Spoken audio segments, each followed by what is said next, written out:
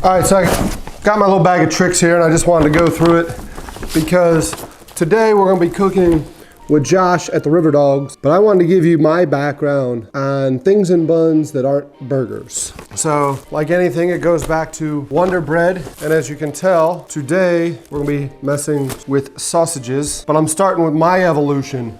To begin that, let's just go ahead and dive in to a pack of hot dogs, because for me, this was really all I knew for a long while was hot dogs. And I do love me a good hot dog. I knew hot dogs could be boiled, or the more blasphemous way of preparing hot dogs. Take a few dogs, put them on a paper towel, throw them in the microwave.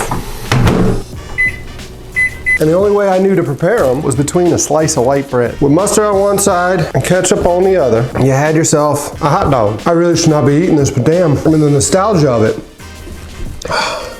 Man, I ate every bit of it. I'll regret that later.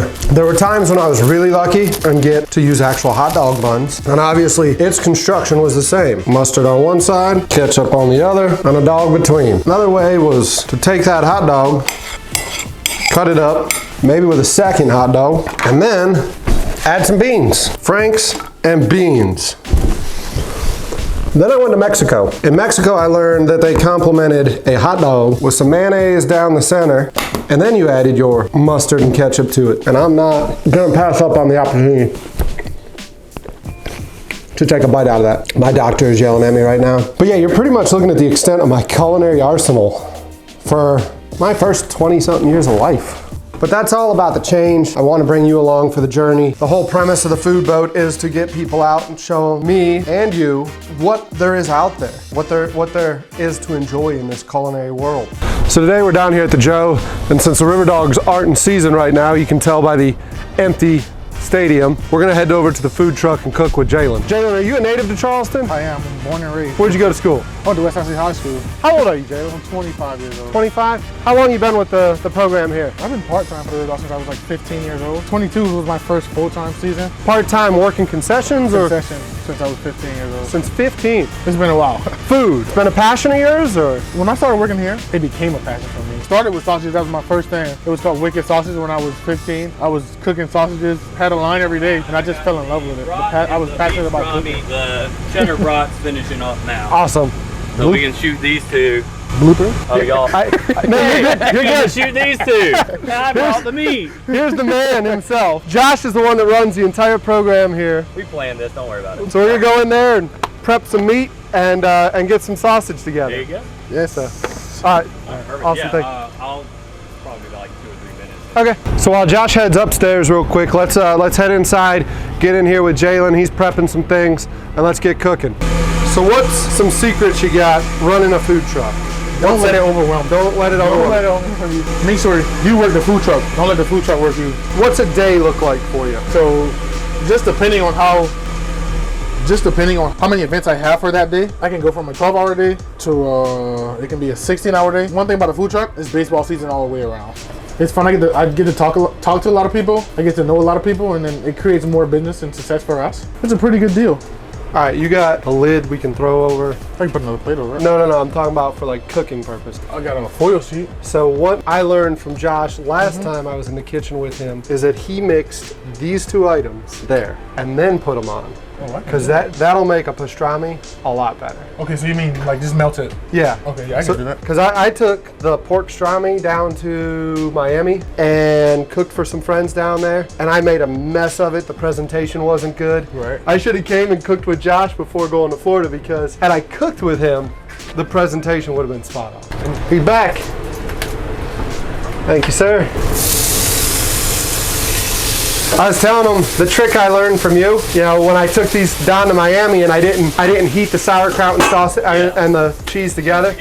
And I can't take credit for that. That is all that man right there. The man with the plan. I try to be, and I get guys like Jalen that go with the plan and make it look better. Oh man, does that not look so much better? It does. Oh, it looks a million times when you melt that cheese on the kraut. Yeah, let's compare the two. And the other big difference is when you melt that cheese on the kraut, it helps keep the kraut together as well, so it doesn't move all over the sausage. So every time you take a bite, you get that nice consistency in your bite. You pick up some things when you've been 20 years in the business. Well, apparently Jalen's been in it that long. Yeah. I hired him at 16. Ironically, he is cooking brats and sausages for you. I hired him to be our grill cook at 16 years old for our sausage roll that we created here. And we had probably 9 different sausages we were cooking at that point in time. So it was really cool. The beef pastrami's already. Okay. So we was asking, do you want to stay with that and do 2 more, or just go to the regular brat or the cheddar brat? I say let's do a beef pastrami with the same sauerkraut and cheese setup, but let's put little onions and peppers on there, get a little color Heard. in there as well. So start by sauteing the onions and peppers, and then we'll put the kraut on top, and then add the cheese to finish off, and we'll get that. So then there's 3 different looks with the beef pastrami. Those onions coming While off. he's cooking this, kind of a cool story behind our food truck is I actually have put together 5 or 6 business plans for buying a food truck over the past 5 years. Started with just your basic truck. It went into looking at actually doing renovating a carta bus, like one of the nice trolleys that they retire. Yeah. I've seen some of that. Maybe doing a Riverdog trolley, food trolley. Yeah. Oh man. Yeah, and doing it like that. And then from there, obviously, us talking is the Riverdog food boat, like trying to get a food boat and looking at how we can launch that. So, 5 years in the making, we found a solid truck that had some mileage on it, but the kitchen was immaculate and definitely can produce any style of food that we're trying to cater for parties, or whether we just want to do our throwback usual off the concourse. And again, he's got the sausage cooked off, looking good. Nice marble rye made by Saffron, a local bakery here. So beautiful, beautiful thing as well. Peppers, onions. Yep, ready? Yes, sir. All right, so what I want to do is I want to put this on and then peppers and onions on top. Yep, so here you go. So there we go. We have our nice kraut melted in with the Swiss going in there, looking yummy and steamy. Then we got some nice sauteed yellow, red, and orange bell peppers with some nice onion flavor profile to it. So again, just another fun way to dress up your beef pastrami on your marble rye to add another depth of flavor. Which looking forward to playing with this guy this year. All right, we'll just put some nice whole grain on top. Order Segra. Oh, you have Segra? Oh yeah, let's do a little Segra. Do a nice little Segra sauce. Segra sauce is essentially our creation of a red pepper aioli that we took and we just kind of made into our own flavor profile. So we took some of the better parts of a red pepper aioli and then modified them to go along with all of our different proteins we have, from our sausages to our grass-fed burgers, a lot of dips for a lot of the carb proteins like the pork belly and things that we do up in the club level.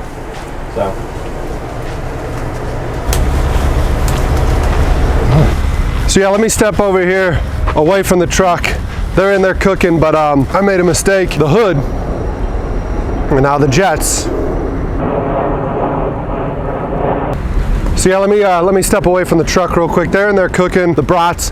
Amazing job. Josh really steps up the game on these things. The brats, the pork pastrami, all of it. Spectacular job that he does. Culinary artist he is. But I had to step away. The hood's just a little too loud. So we'll get back into it, tasting his creations here in a second. I do want to say, people talk about the difference between a cook and a chef and it being leadership. With my Army background, I really do appreciate good leadership. And Josh is a spectacular leader. You hear, while I'm sitting there doing a flyby on his creations, you have, you overhear him on the hot mic talking to Jalen and giving him some constructive criticism and some leadership skills as far as improving his game, which is very important to a chef and a leader in general. He's really growing a great team here at the Riverdogs. But yeah, let's get into it. Let Jalen get up here and slam that sausage. So that's why we're doing this. We're training. Like, I want to get you into that. Into it? Yeah. I'm into it. You gonna commit to a whole sausage, or what are you gonna do? Yeah, I will. The regular brat. The regular brat? Regular brat? All right. So he's got to get you diving into the regular brat. Yeah. Should I cut it or just go for it? Just go all in. You a big man and a big brat. Get it done. Oh, you gotta look at the camera. You gotta be looking at the camera. There you go. Woo! Juicy. Top slice bun, definitely the way to go. It's pretty good. Especially when you're doing brats and sausages, because then it allows you to put all your other accommodations that are going on top, you know, a lot easier. It stands up and it gives a great visual for the patrons that are purchasing and enjoying it. So that's why we went with a nice top slice lobster roll. Now I opened this video, my intro that I worked on yesterday was me literally cooking hot dogs. It's my only culinary cuisine, really truly before like working with Haig and stuff. Yeah. It was like tuna fish, hot dogs, stuff like that. Yeah. I mean. And then now it's like, bam. Yeah. It's like, let me create a pork stroganoff for you. What you say, huh, man? Huh? What you say?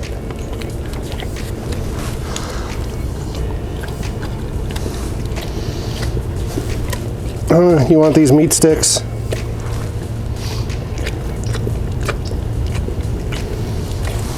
You want these meat sticks, don't you?